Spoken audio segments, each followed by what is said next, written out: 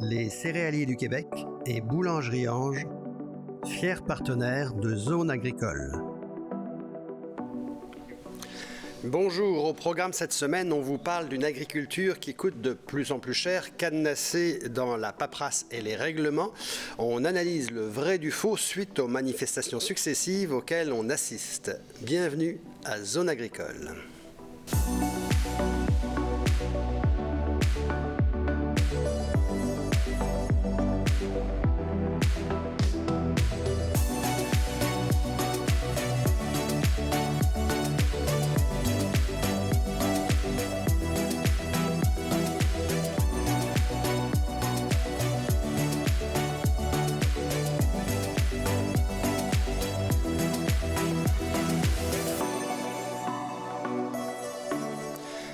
Les producteurs du Québec sont inquiets. À l'instar des producteurs d'outre-Atlantique, ils ont décidé de sortir leurs tracteurs et de faire du bruit. Et quelque chose me dit que ce n'est pas fini. Ils se plaignent de trop de paperasse, de trop de règlements. Sur cela, personne ne semble rien avoir à redire. Leur syndicat est vent debout pour demander de l'aide aux deux paliers de gouvernement. La situation est-elle si dramatique dans toutes les exploitations? Qu'en est-il de la gestion des programmes agricoles? Quels en sont les vrais responsables? Les producteurs sont-ils dans la rue pour les bonnes raisons? Pour en parler, nous recevons tout à l'heure Michel Saint-Pierre et Guy de Bailleul, les coprésidents de l'Institut Jean Garon. On aura Guy Duval pour la rue de presse, Yann Turmine pour la chronique éditoriale Coup de gueule, un zoom économique dans lequel on vous présente le roi du saumon marin, le teneur de la fée des grèves. Mais auparavant, évidemment, on rencontre Simon pour faire la mise en contexte de tout ça et comprendre le survol des manifestations au fil des dernières décennies. Bonjour Simon. Bonjour Yannick. Bonjour. Donc les manifestations, c'est pas nouveau, ça a toujours un petit peu existé. Il y en aura toujours eu. Il faut dire, comme dirait l'autre, les agriculteurs, c'est des maudits chialeux. Quand c'est pas les mauvaises récoltes à cause de la température, c'est les prix qui s'écroulent ou les deux en même temps. Mais il faut en même temps dire qu'il y a peu de professions, sinon il n'y en a aucune, qui rencontrent autant de risques. Des risques de marché. Il suffit qu'il y ait une récolte excellente dans les prairies américaines pour que le prix du maïs s'écroule, ou au contraire, la guerre en Ukraine qui fait que les prix s'enflamment. Alors, écoutez, de tout temps, effectivement, il y a eu des crises agricoles. Pour en donner un bref aperçu, pour montrer que c'est pas d'hier, j'ai retenu la grande crise agricole de 1830 quand même. Alors, à cette époque-là, on parlait pas de monoculture du maïs, comme on a aujourd'hui, mais on parlait de la monoculture du blé, qui avait épuisé les terres. Il y avait en même temps une grande spéculation. Il y avait peu de terres disponibles. Alors, il y avait une inflation des prix. Et donc, c'est interprété comme une des causes des troubles de 1837, d'ailleurs. Alors, plus près de nous, je remonterai à 1974-75, ce qu'on a appelé la Grande Colère verte. Il faut comprendre qu'à l'époque, les grands mécanismes d'aide, de soutien à l'agriculture, que ce soit l'assurance stabilisation ou la gestion de l'offre, étaient dans leur balbutiement. Les agriculteurs se sentaient les grands oubliés de la Révolution tranquille. Il y avait eu les expropriations de Mirabel, il y avait eu Forillon, il y avait eu la fermeture des villages dans l'est du Québec. Donc, il y avait une espèce de sentiment d'abandon et ça avait donné lieu à des scènes assez spectaculaires. On a vu l'abattage massif de veaux à la caméra, à la télévision. Les pelouses du ministre de l'Agriculture ont été labourées. Ça brassait. Mais après ça. Et dans les années 2000, on n'est pas exempt de manifestations non plus récemment, dans les 20 dernières années. Écoute, récemment, on peut parler de la crise de lait équitable, le lait diafiltré. D'ailleurs, à l'Institut Jean Garon, on avait produit un petit essai pour expliquer effectivement qu'il y avait une grave crise agricole au Québec à l'époque. C'était à cause des importations massives de lait américain. Une crise qui avait été un peu identifiée par les producteurs eux-mêmes et rattrapée par le syndicat. C'est pas nécessairement la grosse organisation syndicale qui déclenche la crise. Elle réagit à la base qui se soulève. Maintenant, récemment, ce qu'on a vu, on peut penser que c'était plus organisé, effectivement, par l'UPA pour protester contre... Est-ce qu'on peut dire que quand c'est une vraie crise, une vraie crise, ça vient de la base? Oui. Merci, Simon. Merci. On va recevoir Guy Duval pour notre revue de presse.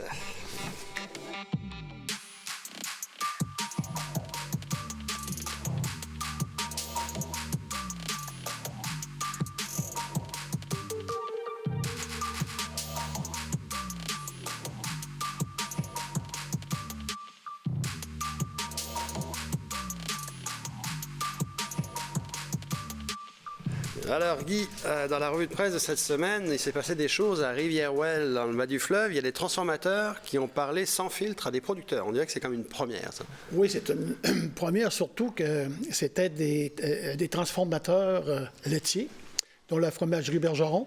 Et la fromagerie de l'Ancêtre, c'est des fromageries moyennes. C'est sûr que lorsqu'on parle de gros purs, ils rencontrent leurs membres quand même.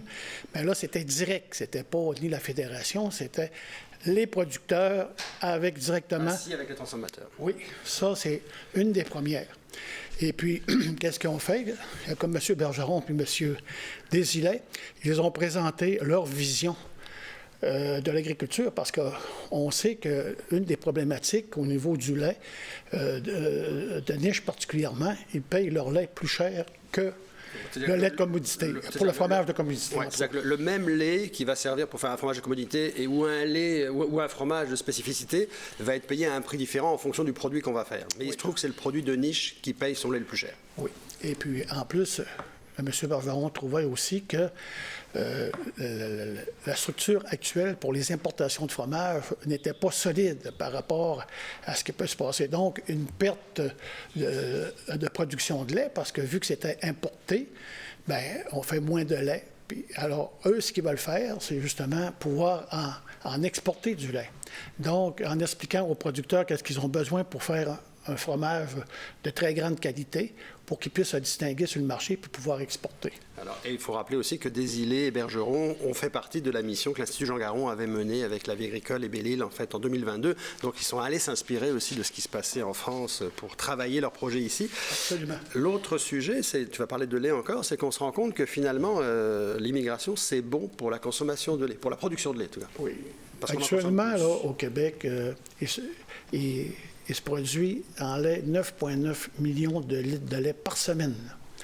Alors, depuis 2018, c'est en décroissance. Mais là, tout d'un coup, hormis la pandémie, la croissance, il y a une croissance quand même énorme. Alors, la Commission canadienne du lait, qu'est-ce qu'ils font actuellement? C'est qu'ils essaient d'analyser d'où est-ce que ça vient, cette augmentation de la demande. Ça serait lié à l'immigration. Peut-être à l'immigration, mais sûrement, parce qu'il y a eu quand même 500 000 à 1 million de plus de personnes, mais ça peut provenir aussi des restaurants, des hôtels. Alors, ils sont en train d'étudier ça. Mais l'immigration, c'est quand même une très grande possibilité. Merci Guy. Bonne semaine.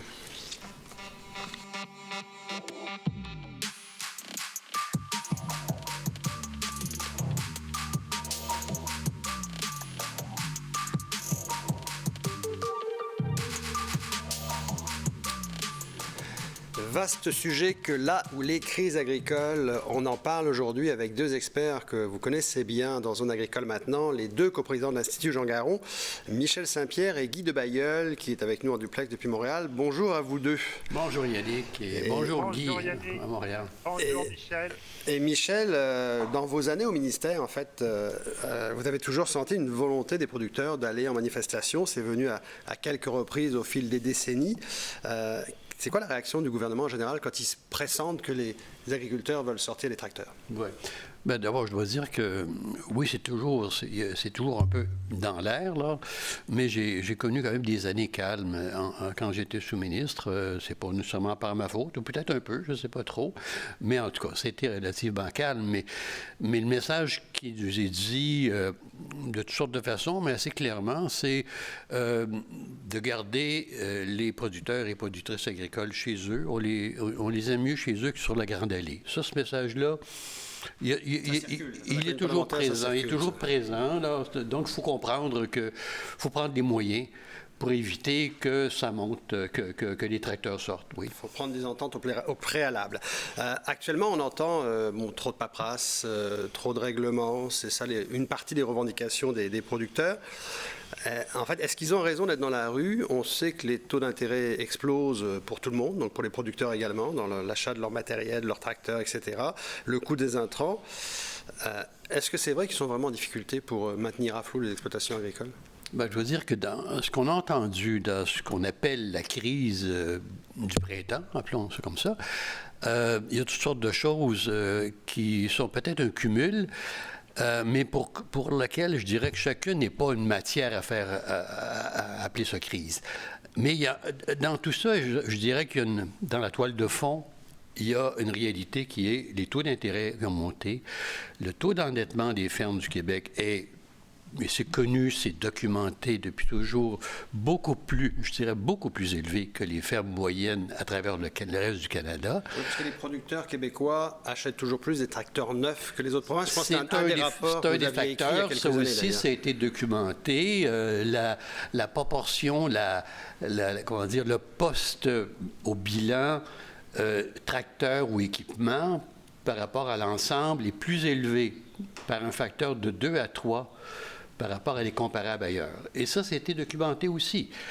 Donc, une réalité de fond, c'est quand les taux d'intérêt, qui étaient très bas, en fait, qui ont été longtemps maintenus bas, augmentent, doublent systématiquement, bien là, évidemment, le surplus. On a évalué qu'une ferme moyenne, et là, je parle de la moyenne, a une dette de 350 000 supérieure.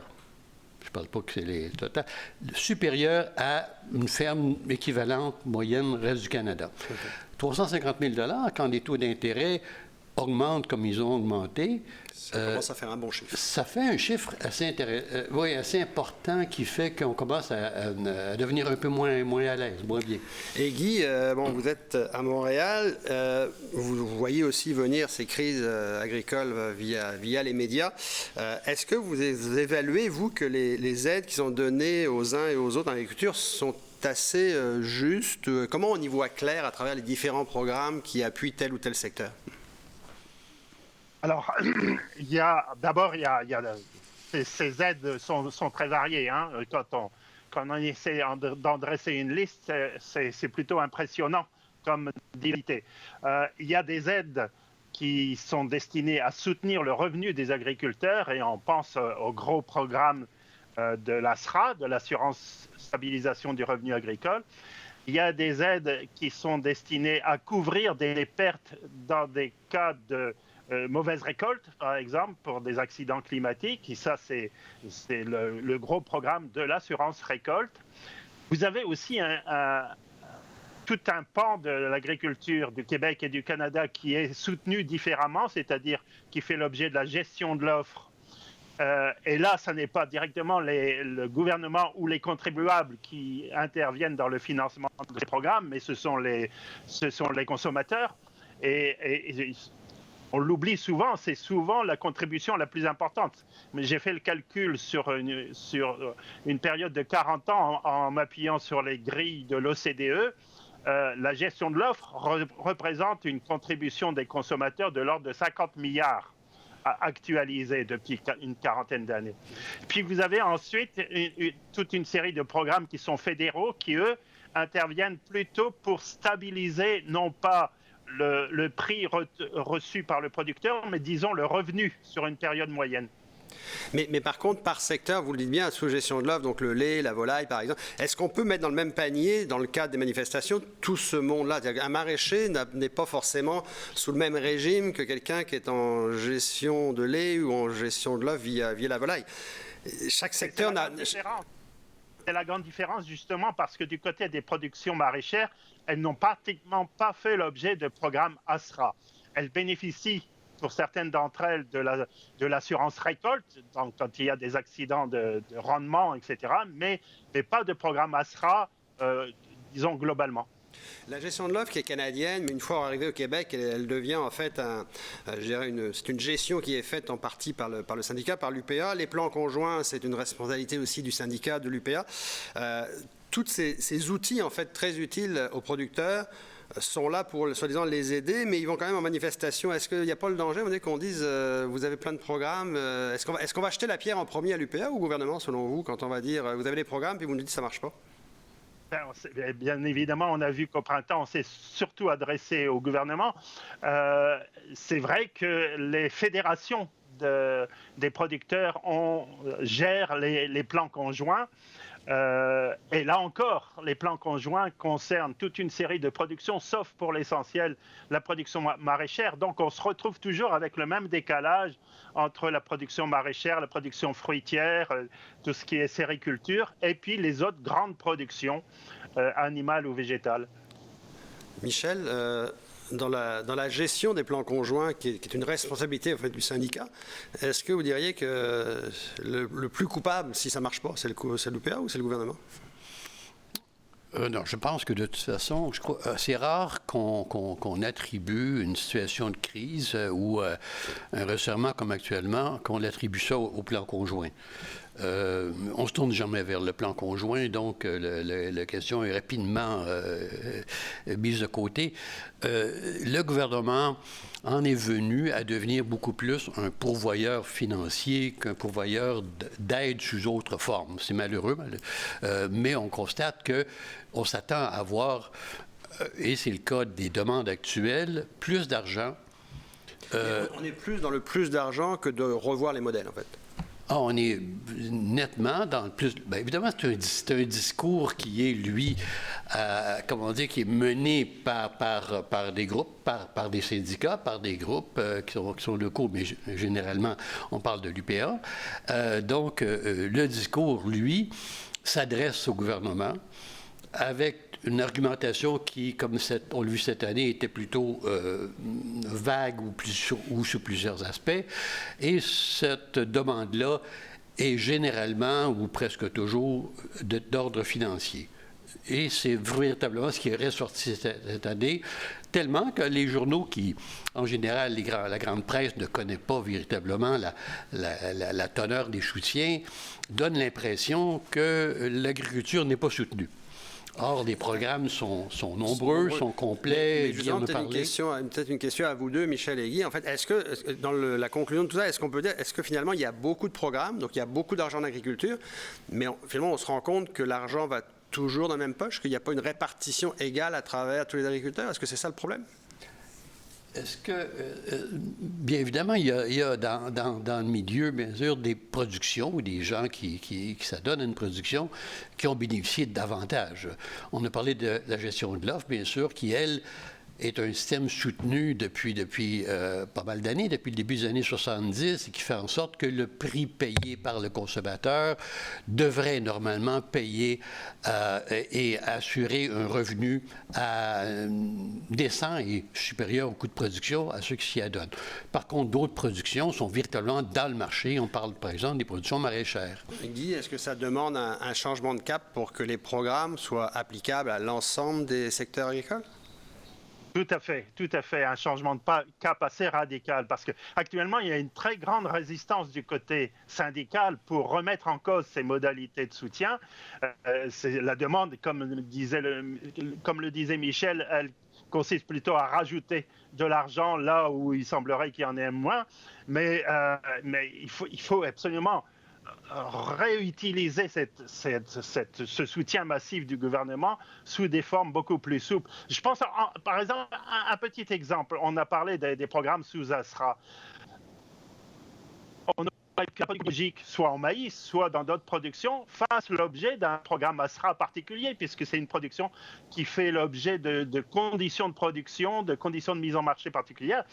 Dans le temps, on n'a jamais mis en place un programme ASRA biologique, par exemple. Ouais. Ben écoutez, merci beaucoup à vous deux. C'est à peu près tout le temps qui reste pour aujourd'hui, mais c'est sujet vaste, comme on disait en début d'émission, sur les crises agricoles. On y reviendra. Merci. Merci à vous. Merci, Yannick. Merci.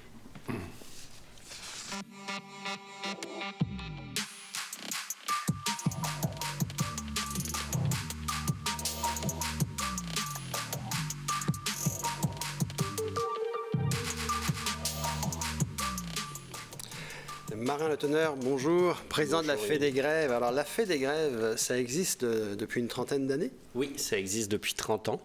Je suis arrivé de France il y a 30 ans, des côtes de Normandie, la baie du Mont-Saint-Michel. D'où la Fédégrève? D'où la Fédégrève, un roman de Roger Vercel, la Fédégrève. Le nom d'un bateau aussi, souvenir d'enfance. Donc le nom de l'entreprise est un souvenir d'enfance. Et en fait, en 30 ans, donc c'est maintenant un peu une institution parce que c'est une usine implantée à Québec. Et en fait, on voit le saumon, en fait, dans l'imaginaire des gens, le saumon, à la base, c'est quelque chose de festif qu'on mangeait à Noël. En tout cas, moi, dans mon enfance, je suis normand aussi, comme tu sais, puis on mangeait le saumon à Noël, on n'en mangeait pas vraiment dans l'année. On a l'impression que dans les 30 ans que tu as vécu ici, on a vu le saumon comme évoluer vers un produit quasiment plus de consommation quotidienne, en fait, ou tout à fait. moins hebdomadaire, on va dire. Tout à fait. En fait, ça s'est démocratisé. C'est plus seulement un repas d'exception. Les gens mangent du saumon fumé dans des bagels, dans un croissant, dans un petit déjeuner. Donc, ça s'est beaucoup démocratisé et une chance pour nous. Donc, une augmentation des ventes régulières à l'année.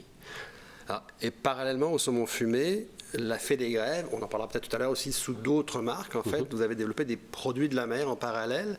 Entre autres les tartares. Ça, oui. C'est quelque chose d'assez nouveau, en fait. Depuis une dizaine d'années, les produits de poisson se sont beaucoup développés et le consommateur s'est ouvert à de nouvelles saveurs, les sushis, les sashimi et autres produits de poisson cru. Quand on achète du sushi à la maison, oui. On achète du saumon de la Fédégrève, en fait. Exactement. En fait, à peu près 80% des produits de Geneviève Evrel Sushi à la maison sont produits dans notre usine.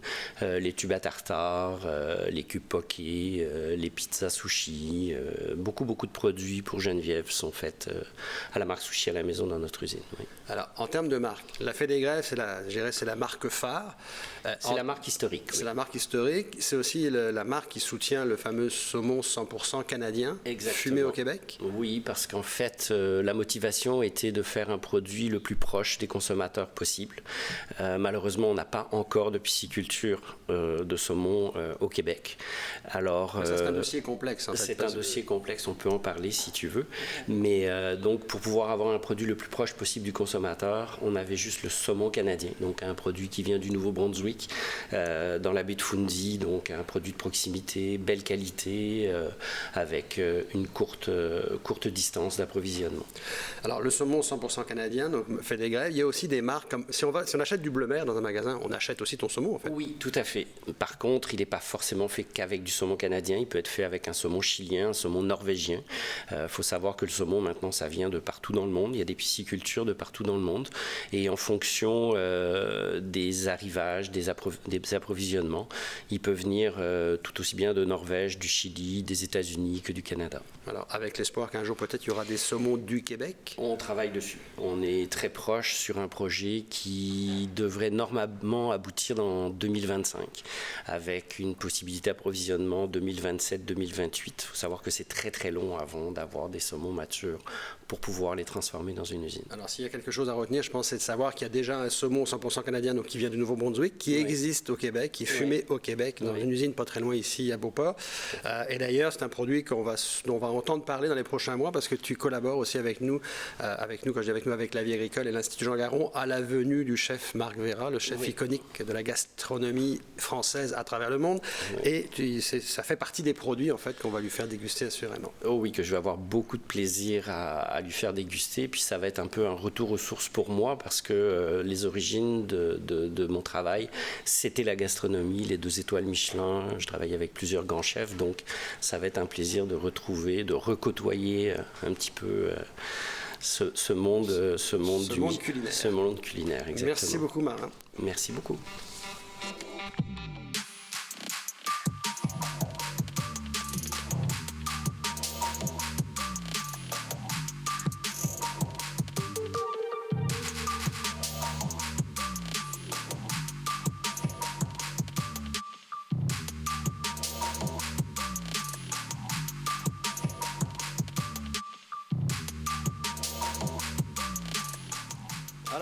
le sujet principal de l'émission sur la crise agricole. Est-elle juste agricole après tout cette crise-là, Yann?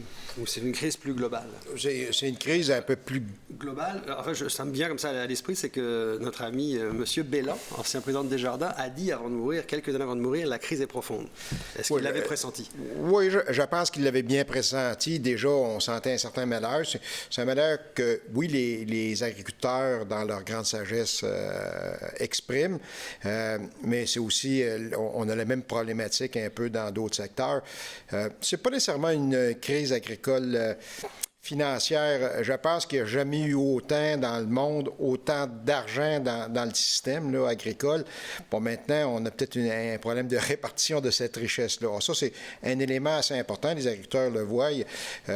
Les systèmes, une année, les prix vont exploser. L'autre année, les prix vont être complètement à terre. Il y a des très, très grandes variations, ce qui est quand même relativement récent de voir ce genre de variation-là.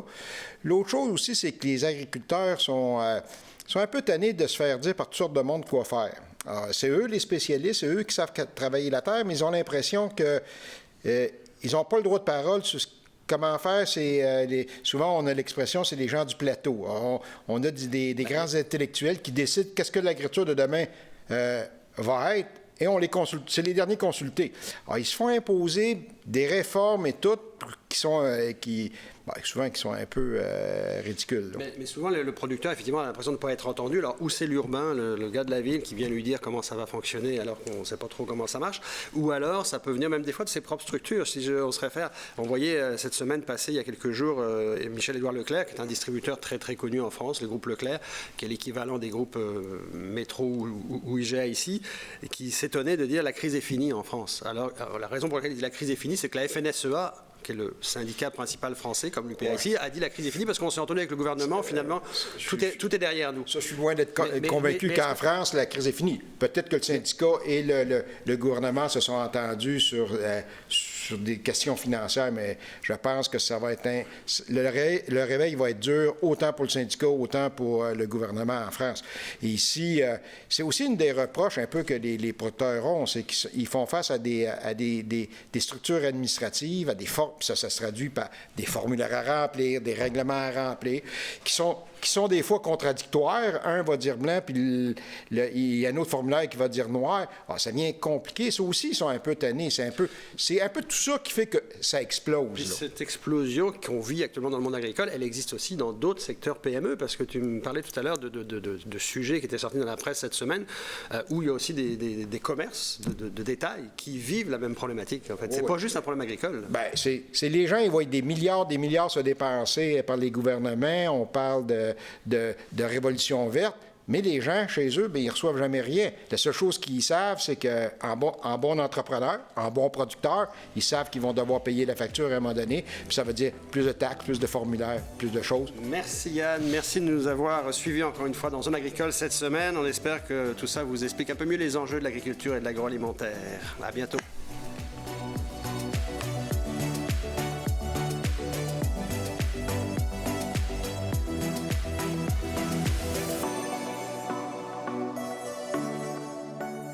Les Céréaliers du Québec et Boulangerie Ange, fiers partenaires de Zone Agricole.